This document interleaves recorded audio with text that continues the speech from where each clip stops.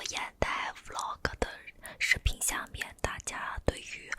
就是关于眼袋方面很多的问题，我之前不是答应过你们要给你们做一个统一的回复吗？所以我也没有怎么在那条视频下面给大家做回答，就想着到时候单独的出一期来集中的回答一下大家的问题。我就看到那条回复那条了啊。首先想知道大概的价位以及医生该如何选择。首先说一下我的坐标在杭州，我找的呢是一个他目前现阶段基本上就是只割眼袋这么一个医生，所以他的专业性比较强，也比较有名，然后价格呢是9700左右，加上后续的一些药的费用啊，小1万的样子吧。然后大白该如何去选呢？我觉得得根据你想要做的部位不同，因为特别是整形这一块，每个医生他擅长的部位是不一样的。就你做鼻子，你就去找专门做鼻子做的特别好的，然后你要多看那个医生发在网上的一些案例，或者是看大家对他的评价，不要看医院，要看医生，这点很重要。我在做之前，我也有做功课，看到其他的地方除了杭州之外的，也有挺便宜的，比如说4、5千的也能割，割的挺好的。所以这个价格，我觉得跟地域还有大白的这个档次有关系。而且很幸运的是，这个医生是我几年前曾经带我的妈妈去他那里，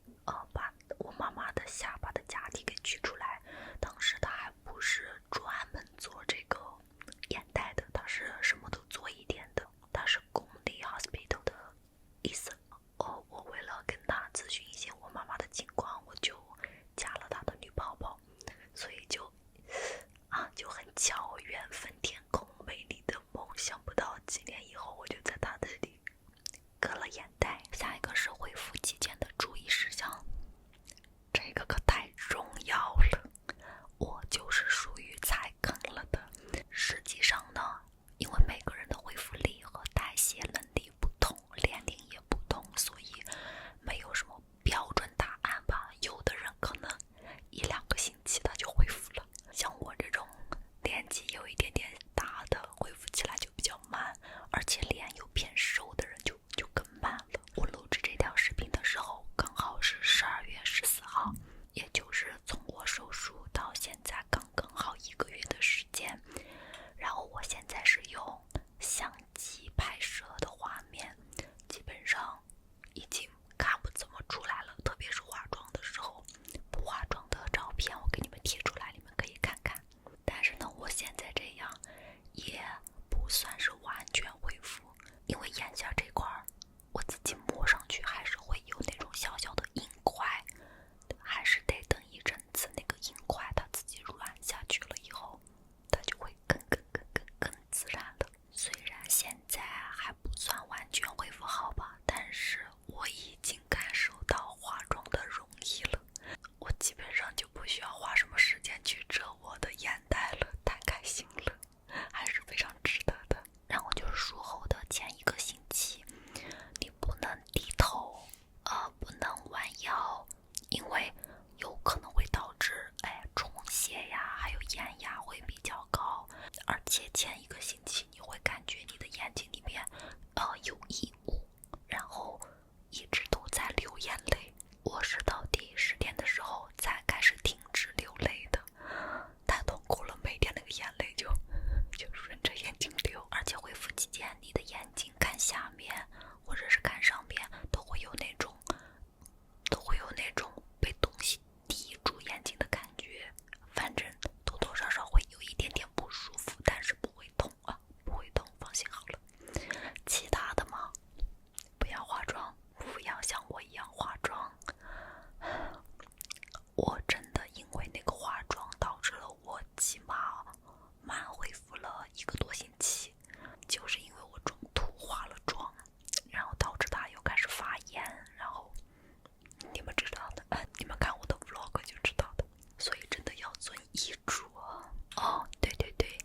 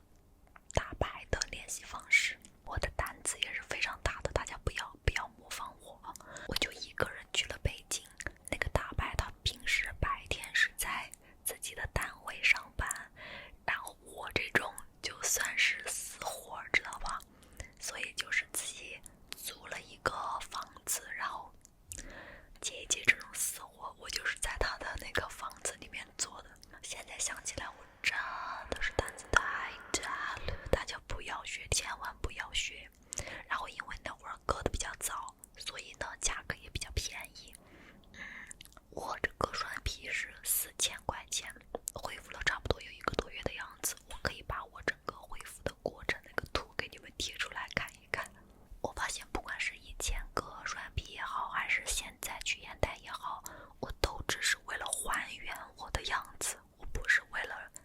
更漂亮。我建议大家，如果想要就是自然一点、麻生一点，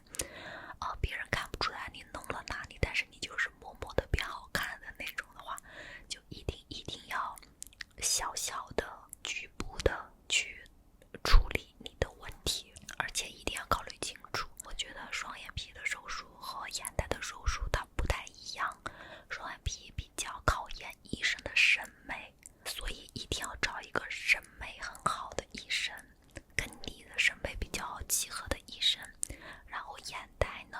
它比较考验医生的技术，因为眼不存在什么审美问题哦，所以技术更重要，找一个专门做眼袋的医生就可以了。哦，对，忘记说了，我这个双眼皮的形状是那种3点式的，好像是吧？就是类似在眼皮上接了3个小口子，然后把脂肪给你取出来，然后把那3个小小的缝合起来，所以妆小不容易留疤，而且就是不会有很长条的那种疤痕，就比较好。我也是蛮幸运的，我觉得。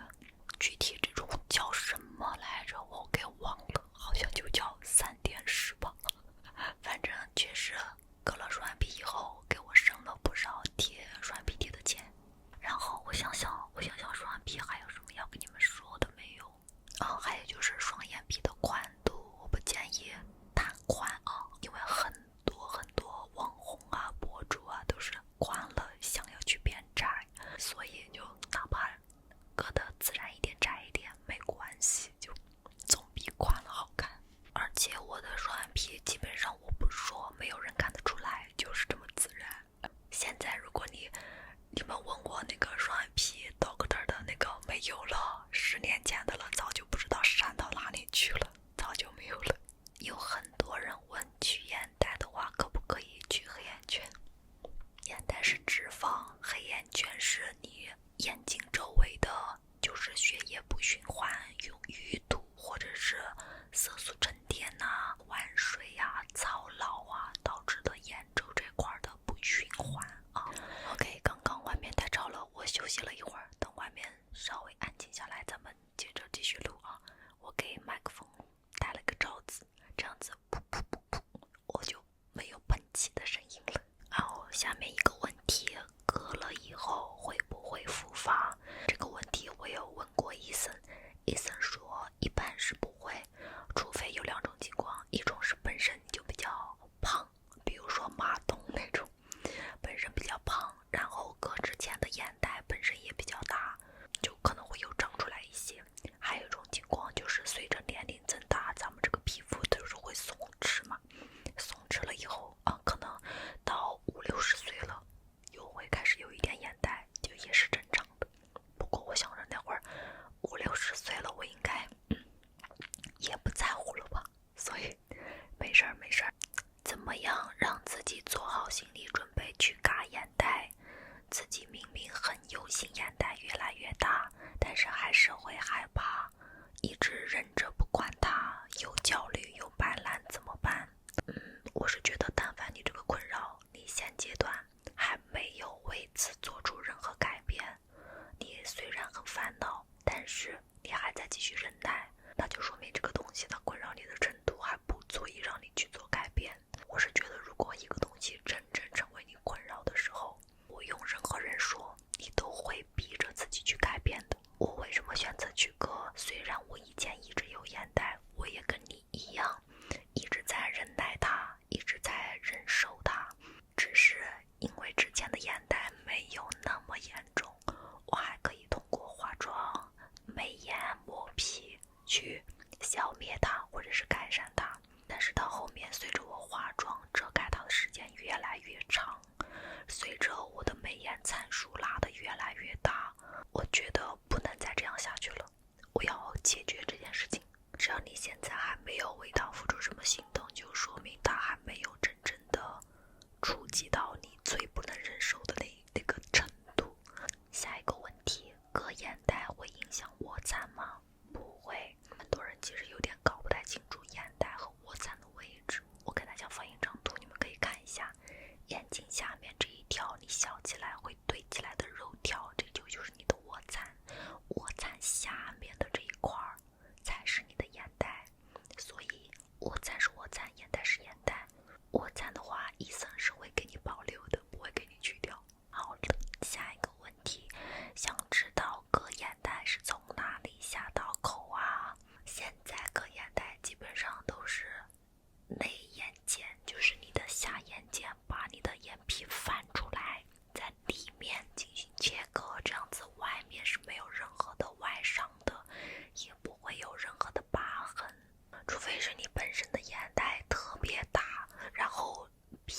松，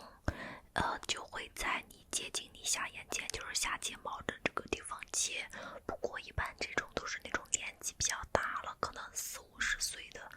那种阿姨会去做这种，咱们年轻人是不需要的，都是从里面切的。然后我做的是内切眼袋加光格释放。光格释放这个东西，其实我做完我也没有非常的了解它到底是一个什么原理。大概意思呢，就是把你的眼袋去掉了以后，有的人这里就会比较的凹陷嘛，然后通过光格释放呢，能让你的下面稍微平整一些。我整个做下来的理解过程就是，他先帮你把你的眼袋多的地方给去掉，丢掉，然后呢，他会留一部分给你填充你眼袋下面这块比较平的地方，让你的面部平整度看起来更高一点，应该是这个意思吧？因为医生说这一块的脂肪是非常珍贵的，很多人就恨不得去 biu 一点在这里。如果自己本身有脂肪，就不要浪费它，就把它填在这下面就可以了。这个问题好可爱。想问我滴眼药水会滴到眼睛外面流下来之类的，这个滴眼药水应该不可以流下来吧？伤口会痛。不会的。而且滴眼药水流出来是常规操作，因为你的眼睛吃不了那么多眼药水，多的它就会流出来。然后咱们的眼药水呢，它也不是什么特别刺激的东西，你脸上有没有其他的小创口，所以不会痛。只是我记得在术后的第2天，在滴那个消炎的眼药水的时候，会有一点点刺痛的感觉，是真的，但是也就那么1天